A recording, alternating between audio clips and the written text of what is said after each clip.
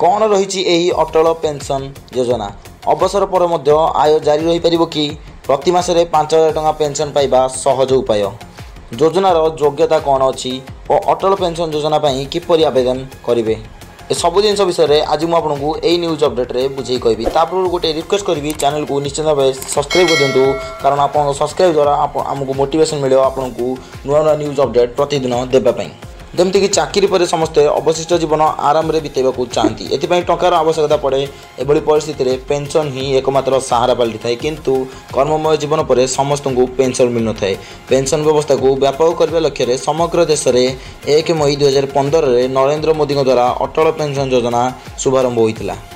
यह केंद्र सरकार सामाजिक सुरक्षा योजना अंतर्गत एवं अर्थ मंत्रालय परिचालित एक योजना ओडिशा रे तत्कालीन केंद्र मंत्री धर्मेंद्र प्रधान एवं समन्वय राज्य मंत्री उषा देवी उपस्थित में राज्यपाल एस.सी. जमी द्वारा 9 मई 2015 रे भुवनेश्वर किड कन्वेंशन सेंटर ठारे अटल पेंशन योजना शुभारंभ करते अटल पेंशन योजना वृद्धावस्था नियमित आय विषय चिंतित लोकों एक सहायता केंद्र सरकार द्वारा आरंभ कर 60 वर्ष बयस पर अभावी एवं निम्न आयकारी नागरिक मानू प्रति मासरे 1,000 रु 5,000 पर्यंत पेंशन प्रदान कर लक्ष्य रही 18 रु 40 वर्ष बयसर जेकोसी नागरिक यह योजनार सामिल हो प्रति मासरे एक स्थिर राशि जमा करें सरकार एथिरे किछि परिमाणर अवदान दियंती जहाँ पांठी को मजबूत करे अवसर पर आपणकर आय जारी रहिबो जदि आप अवसर पर आय जारी रखा चाहती तेरे अटल पेंशन योजना एक उत्तम विकल्प यही योजना माध्यम 60 वर्ष बयस पर आपन को प्रति मासरे 1,000 रु 5,000 पर्यंत पेंशन मिलता है किंतु यही पेंशन योजना रे केते टंका जमा होईची ताहा पर निर्भर करे जदि आमे धरी नेबा जे जणे ग्राहक को मृत्यु हुए तेबे यही पेंशन तांको प्रति किंबा पत्नी को दिया जाय थाए यह व्यतीत जदि उभय को मृत्यु हुए तेबे समस्त टंका नामित व्यक्ति हाथ को आसी थाए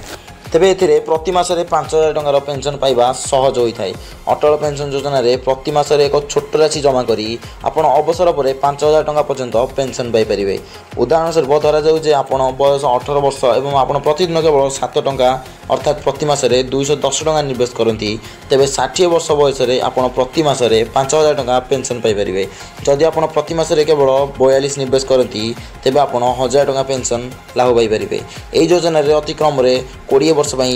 निवेश करने आवश्यक जदि आप 40 वर्ष बयस निवेश आरंभ करती तेज 60 वर्ष बयस आपको पेंशन मिलवा आरंभ हो तेज यार योग्यता यह रही अटल पेंशन योजना जार योग्यता यह रही यही योजना आवेदन करने व्यक्ति बयस अति कम 18 वर्ष और सर्वाधिक 40 वर्ष होगा उचित यह व्यतीत आवेदनकारी एक सक्रिय बैंक अकाउंट थी आवश्यक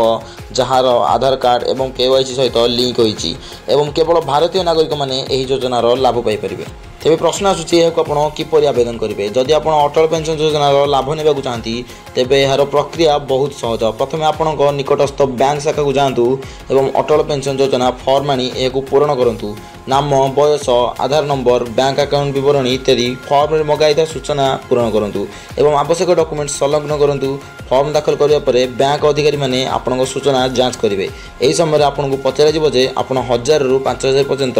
केउं पेंशन योजना बाछिया चाहती प्रक्रिया सफलतार सहित समाप्त होगापर आपण अकाउंट योजना सहित लिंक हो तो दर्शक बंधु देखा अन्य एक न्यूज अपडेट रे आज अपडेट एतिकी रहुछि नमस्कार जय जगन्नाथ।